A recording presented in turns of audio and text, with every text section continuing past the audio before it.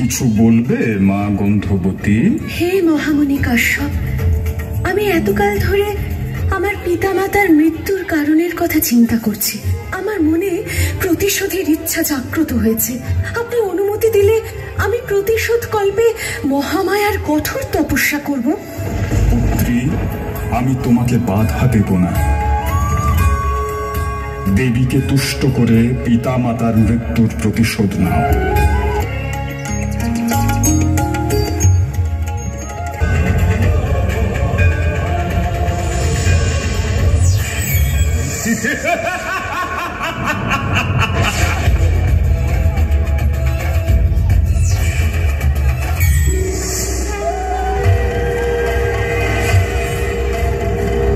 পাপিষ্ঠ গন্ধাসুর, তোর এত বড় সাহস, তুই গন্ধবতীকে কামনা করিস?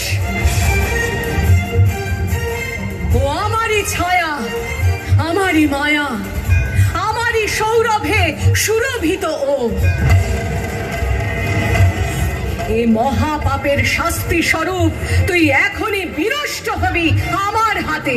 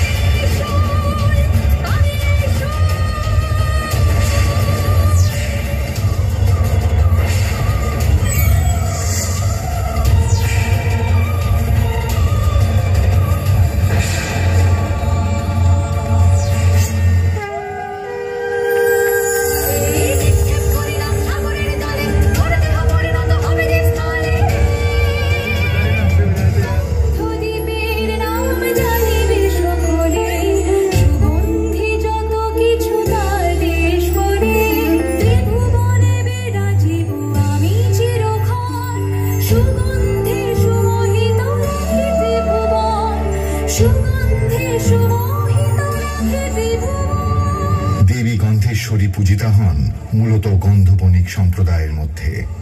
দেবী চতুর্ভুজা, শঙ্খ এবং পদ্ম ধারণ করেন তিনি।